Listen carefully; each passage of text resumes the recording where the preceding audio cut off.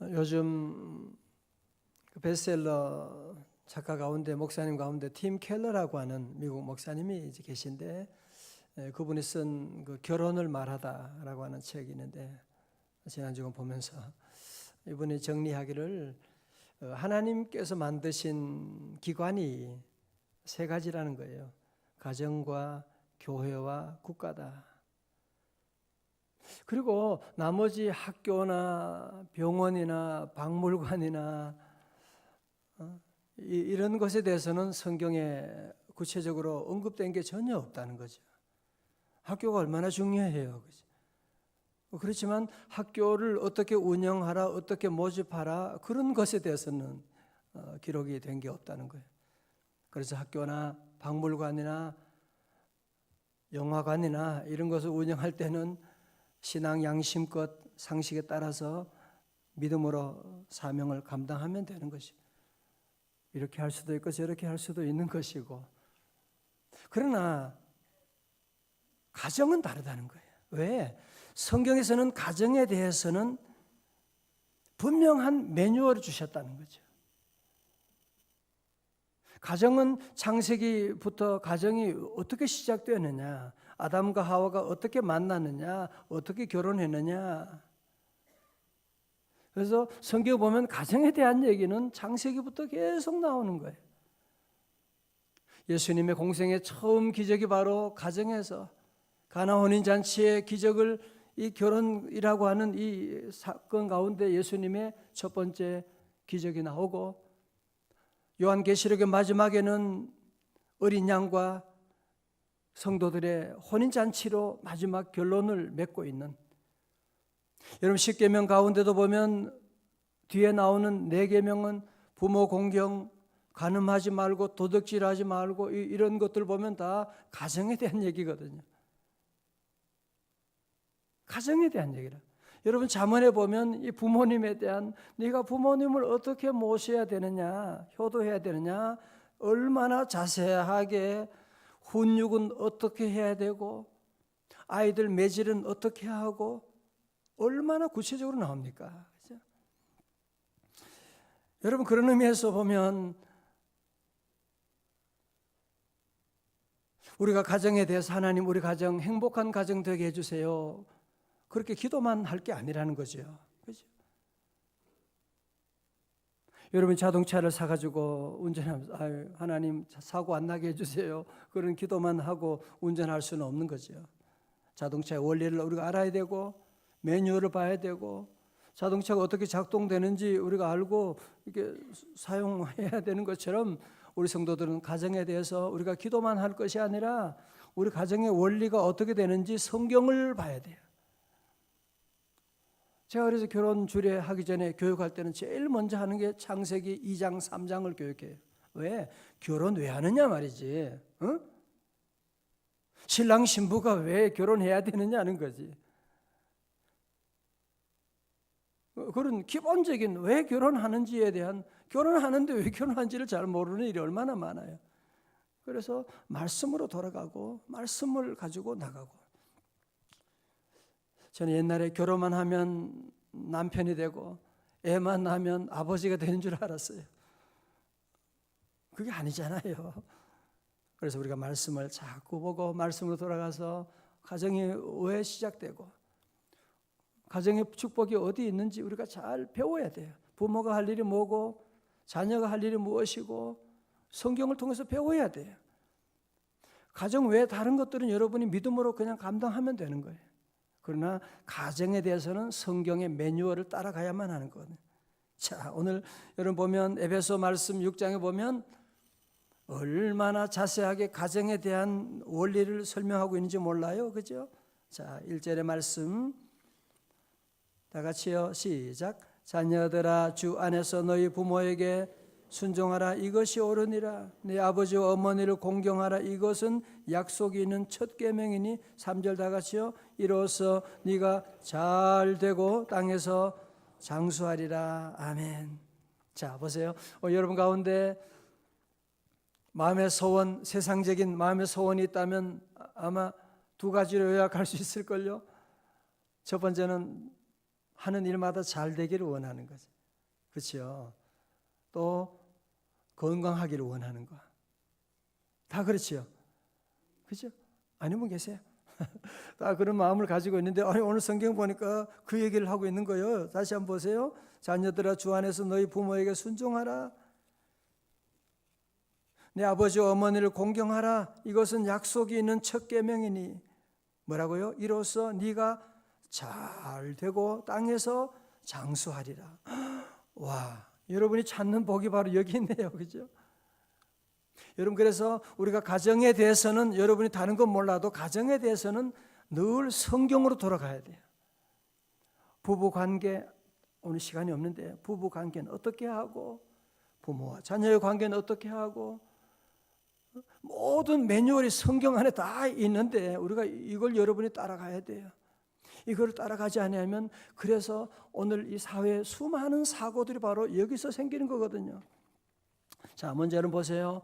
우리 모두 이런 복을 받기를 원하신다면 자, 첫 번째로 앞에 보면 오늘 본문의 말씀 1절, 2절은 비슷한 것처럼 보이는데 대상은 같지만 동사가 달라요. 그죠? 자녀들아 주 안에서 너희 부모에게 순종하라. 너희 부모에게 뭐 하라고요? 순종하라. 그죠? 순종하라. 순종한다라고 하는 말은 그 뜻은 헬라어로는 후파쿠오라고 하는 말인데요. 아래에서 듣는다 그런 말이에요. 영어 성경에는 그냥 obey라고 이렇게 나와 있는데 성경에서는 순종에 대해서는 어떻게 나오느냐?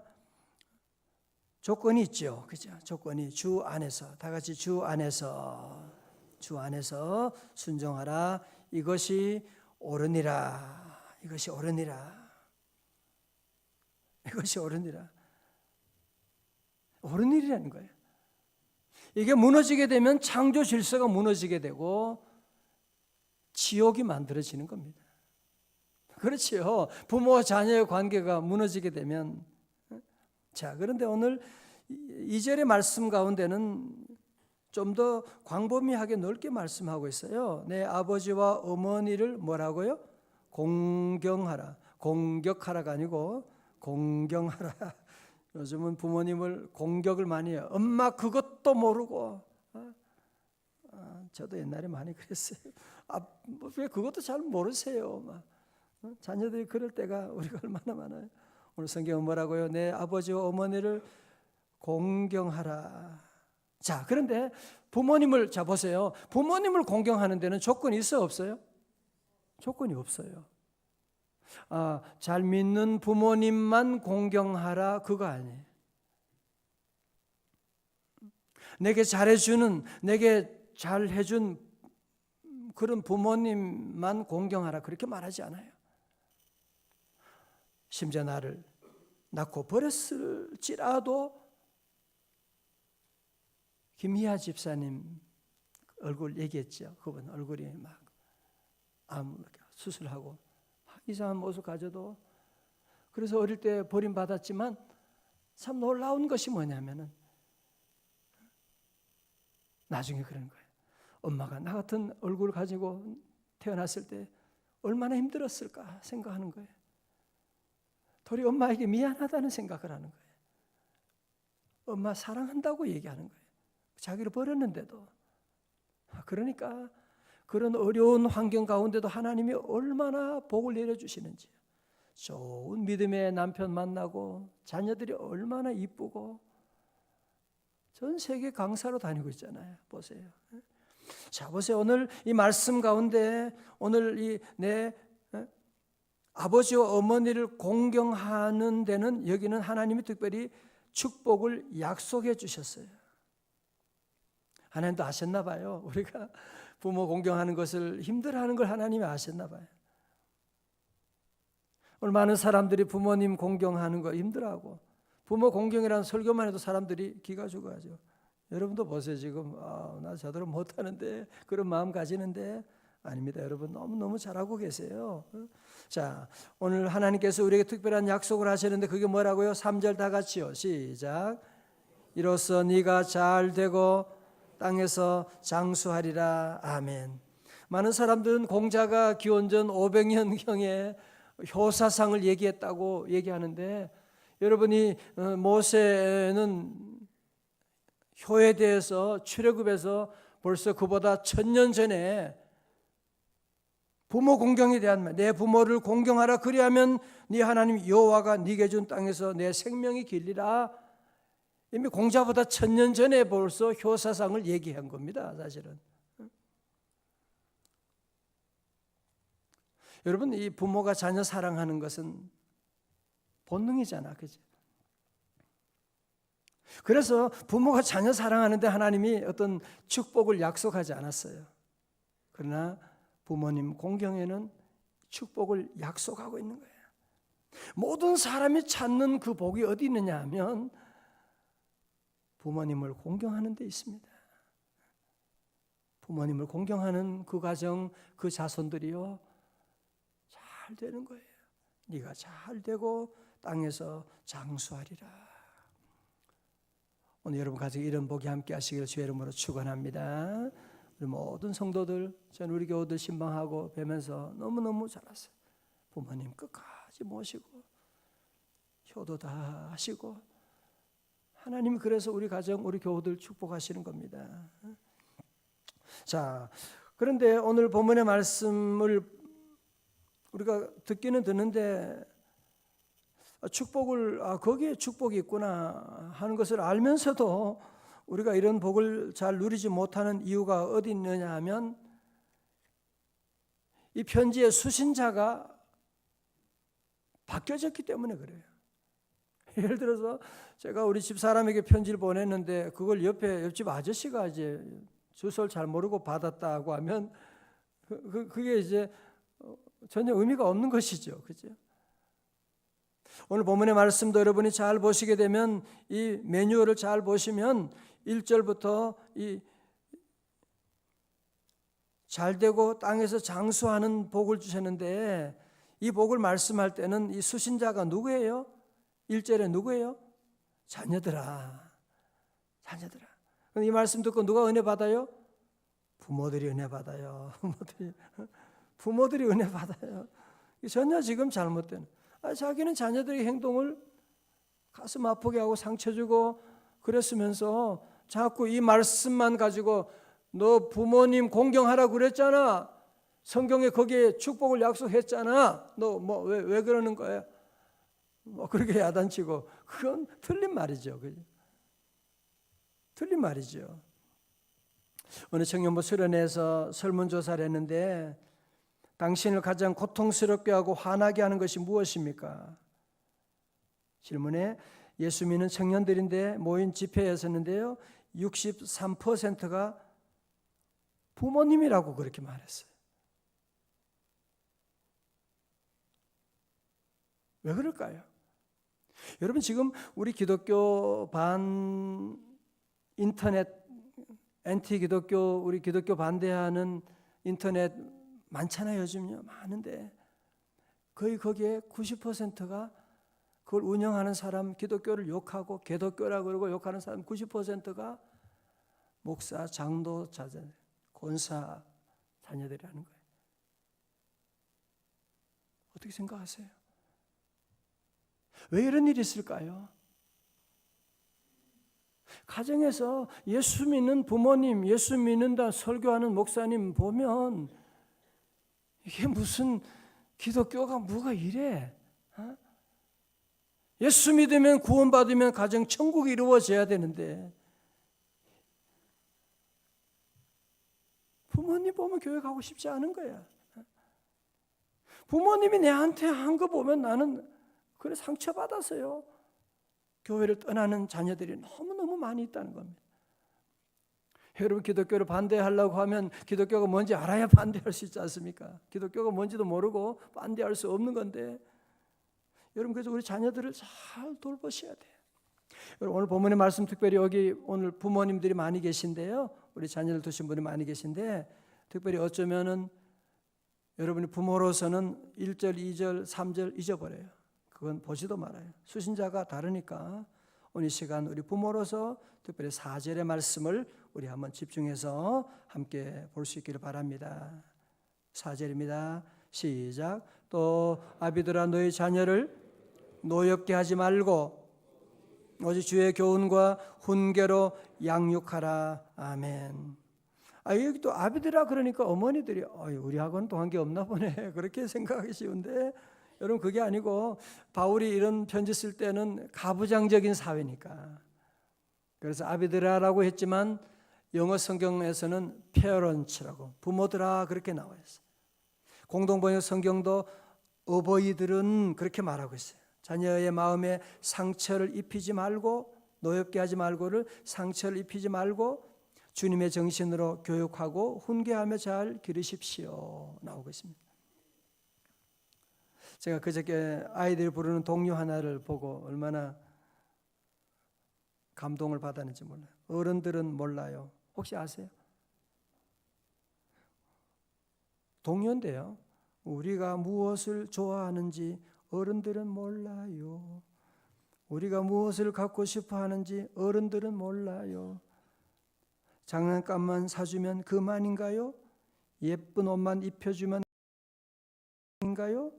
어른들은 몰라요. 아무것도 몰라요. 마음이 아파서 그러는 건데 어른들은 몰라요. 아무것도 몰라요. 알약이랑 물약이 소용있나요? 언제나 혼자이고 외로운 우리들을 따뜻하게 감싸주세요. 사랑해주세요. 제가 이걸 보면서 깜짝 놀랐어요. 아이들이 다 알고 있구나. 아이들은 장난감만 주면 좋아하는 줄 알았는데 애들이 이 노래를 부르는 거예요. 여러분 집에 가서 한번 쳐봐요. 애들이 이 노래를 부르고 있는 거예요. 장난감만 사주면 그만인가요? 예쁜 옷만 입혀주면 그만인가요? 그런 노래 알아요? 아시는구나. 나는 모르는데 다들 아는. 자꾸 우리는 어버이날 되면 우리 어린이날 되면 아이들에게 장난감 좋은 거 사주면 애들이 좋아하겠거니 맛있는 음식 사주면 좋아하겠거니 아니래요. 애들이요. 어른들은 모른다고 하는 거예요. 어른들은 모르고 우리가 혼자이고 외로운 우리들을 따뜻하게 감싸주세요. 사랑해주세요. 아이들이 이걸 원하는데 언제부턴가 자꾸 자녀들에게 물질적으로 보상하려고 하는 여러분 그것 때문에 도리어 자녀들이 상처를 입게 되는 걸 여러분이 아세요? 우리 자녀는 사랑받기에 태어났는데 자녀 양육 어떻게 하나 자꾸 많은 부담을 가지더라고요.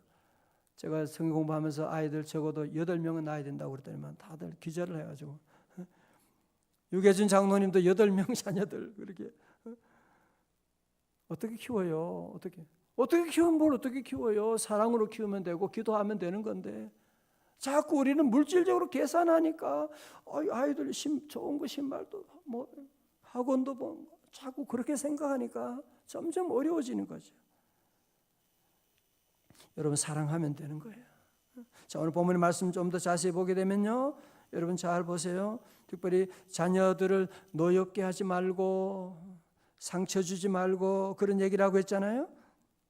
그러면 자녀들 원하는 대로 그냥 해주라는 건가 보다 또 그렇게 생각하는 분이 계실 것 같아서 성경 그 다음에 말씀하는 거예요. 자녀들 원하는 대로 해준다고 그게 자녀들 상처 주지 않는 게 아닙니다. 조금 더 읽어보세요. 노엽게 하지 말고 그 다음에 뭐라 그랬어요? 오직 주의 교훈과 훈계로 양육하라고 말씀하고 있는 거예요. 자, 먼저 우리 성도들이 기억할 것은 우리 자녀들은 내 소유가 아니라는 거예요. 시편 127편 3절에 자식은 여호와의 주신 기업이요. 저도 자녀 4명 있지만 내 것이 아니더라고요. 다 자기 길로 가고 다 떠나게 되고 자녀는 내 것이 아닌데 자꾸 내 것처럼 생각하고 여호와의 주신 기업인데 그래서 우리는 항상 자녀들을 어떻게 양육해야 되느냐? 주의 교양과 훈계로 양육해야 되는 겁니다. 장난감으로 여러분들이 잘 먹이는 좋은 신발을 사줘가지고 아이들을 뭐 잘 키우겠다고 생각하는데 그건 마치 목마른 사람에게 계속 사이다 갖다 주는 것도 같은 거예요. 물을 먹고 싶은데 엄마 나 물 마시고 싶은데 계속 사이다 콜라를 갖다 먹이고 해요. 그러니까 갈증이 더 심해지게 되는 거죠. 그래서 오늘 우리 함께 여러분 가정의 매뉴얼을 여러분이 항상 기억하셔야 돼요. 이 매뉴얼대로 여러분이 운전하지 않으면 사고가 나게 되는 겁니다. 우리 자녀는 내 것이 아니기 때문에 항상 주님의 교훈,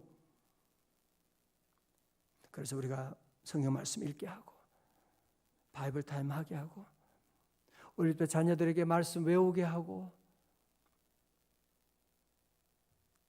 그러면 아이들이요 명철하게 됩니다.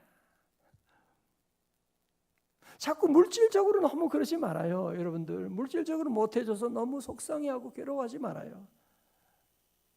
저도 어린 시절 지났지만 내가 무슨 옷 입었고 무슨 그런 거 기억도 안 나잖아요. 그게 아무것도 아닌데 부모들이 옆에 아이들과 비교하면서 부모 자신의 눈을 위해서 자꾸 너무 신경 쓰고 그러지 말고, 첫 번째로 자녀들에게 주의 교양을 여러분 늘 가르쳐 줘야 돼요. 다 같이 아멘. 주의 말씀 가르쳐 주고 사랑해 주고 주의 말씀 읽게 하고 외우게 하고, 이게 바로 유대인들에게 통해서 세계 노벨 상이 나오는 이유가 바로 여기 있는 거예요. 계속 아이들에게 말씀 읽게 하는 거예요. 말씀 외우게 하는 거예요. 자, 두 번째로 뭐라고 했어요? 말씀으로 주의 말씀과 주님의 훈계로 양육하라고 말씀하고 있어요. 두 번째 뭐라고요? 주님의 훈계. 영어로는 트레이닝이라고 나와 있어요. 트레이닝. 여러분 훌륭한 선수들, 이번에 우리 동계올림픽 할 때 선수들, 여러분 그 사람들 그냥 거기 어쩌다가 올라간 사람들인가요? 아니잖아요. 수많은 훈련들을 하게 된 거예요. 하루에 8시간, 10시간씩 훈련한 사람들이 거기에 훌륭한 선수가 되는 거예요. 여러분 동물들은 훈련하면 걔도 훈련시키더라마는 조금 더 나아지는 정도. 그러나 인간은요, 훈련받은 사람과 훈련받지 않은 사람은 하늘과 땅 차이입니다. 자녀들 그냥 내버려 둬 보세요. 먹고 싶은 거 먹고 놀고 싶은 거 놀고 뭐가 될 것 같아요? 늑대 소녀처럼 돼야지. 철저하게 훈련시키는. 그래서 잠언 13장 24절은 매를 아끼는 자는 그의 자식을 미워함이라 자식을 사랑하는 자는 근실이 징계하느니라. 특별히 한 가지 말씀드리세요. 목사님 또 훈계하라고 매를 대라고 했으니까, 특별히 자녀들이 힘드는 통계를 보면 부모님의 감정 조절이래요. 엄마 감정을 모르겠어. 어떤 때는 괜찮다 그랬다가, 어떤 때는 교회 나가라 그랬다가 성적이 안 좋으면 너 교회 가지 마. 뭐 어떤 때는 괜찮았는데 엄마의 기분에 따라서 될 때가 있고 안 될 때가 있고, 여러분 그러면 자녀들이 상처를 받게 되는 거예요. 근실이 징계하라고 말씀하고, 히브리서 12장 8절은 징계는 다 받는 것이거늘 너희에게 없으면 사생자요 친아들이 아니니라고 말씀하고, 징계가 없다면 그거는 자녀가 아니라고 말씀하는 거예요. 요즘 사생자들이 많은 것 같아요. 징계가 없는 아이들이 너무 한편하니까 너무 귀해가지고 온 가족이 그 아이를 위해서 집중하고 돌보고 애가 원하는 거 다 해주면서, 여러분 그러면 안 돼요. 근실이 징계하고 나가고. 제가 김장원 목사님 그 아들 김요셉 목사님이 쓴 삶으로 가르친 것만 남는다 그 책이 있는데, 그 책을 보면서 그 아들이 어머니가 미국 사람이잖아요. 그러니까 김장원 목사님하고 그 부인이 미국 사람이니까 그 사이에 난 혼혈하니까 얼마나 놀림을 많이 받아요. 자세한 건 내일 하고 한 가지는 보면 그 김장원 목사님이 자녀를 어떻게 키웠냐 보니까 우리 꼭 배울 건 없는데 혁대를 가지고 아이들을 따끔하게 해주는. 혁대를 가지고 아이들을 교육했대요. 그래서 상처가 커져. 흑대를 가지고 아이들을 이 잘못하게 되면 분명하게 야단을 치는 거예요. 그리고 김요셉 목사님 얘기하는 게, 근데 더 속상한 것은 엄마가 전혀 말리거나 전혀 이게 오질 않는다는 거예요. 아, 엄마도 너무 하잖아. 그래서 나중에 커서 물어봤대요. 아니, 엄마는 아빠가 막 그렇게 흑대로 막 야단치고 그럴 때 왜 가만히 계셨어? 우리는 자녀 훈육할 때 아이 편 안 들기로 했다. 잘 들으세요. 아이 편 안 들기로 했다. 부부가 연합작전을 펴가지고 같은 것으로 이렇게 하고 그래야 돼. 어떤 때는 엄마가 남편 편 됐다가 아이들 편 됐다가 왔다 갔다 그러면 애들이요 헷갈리는 거예요. 부모님을 이용하려고 그러는 거예요. 그런데 그 엄마는 항상 그때는 아이들 편 들지 않고 아버지가 이렇게 하도록 다 내드리고 그렇게 했노라고 그런 얘기를 하고 있습니다. 유대인 자녀들 훈육을 무섭게 하잖아요. 그러면서도 그런 얘기가 있어요. 오른손으로 벌을 주고 왼손으로 껴안으라. 그래서 여러분 자녀들 훈육을 하지만 또 그 왜 그런지 자세히 알게 하고 왼손으로 한 손으로는 껴안으라고 하는 말씀이 있습니다. 자, 오늘 말씀을 정리하면서 한마디로 뭐예요? 우리 모두가 하나님을 잘 섬기고 주 예수를 믿으라. 그리하면 너와 내 집이 구원을 받으리라 말씀하고. 자, 오늘 그래서 우리 성도들은 이 말씀, 특별히 여러분이 가정에 대해서만은 회사 운영은 여러분이 믿음으로 그냥 하시면 돼요.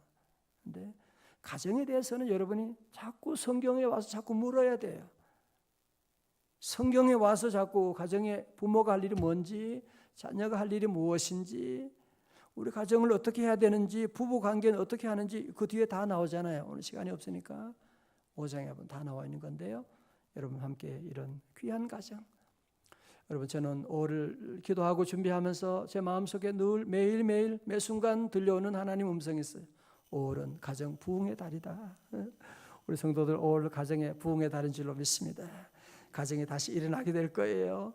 부부 관계가 회복될 거예요. 자녀들은 다시 부모님과 모든 관계가 회복될 것입니다. 가정이 다시 일어나게 되는, 가정이 복을 받아야 세상이 복을 받게 되는 겁니다. 오늘 말씀을 맺으면서 우리 모든 성도들 오늘 특별히 주신 귀한 약속의 말씀, 네가 잘 되고 다 같이 아멘. 이런 장수하는 건강한 이런 복을 우리 누리는 여러분 가정 다 되시기를 주님의 이름으로 축원합니다.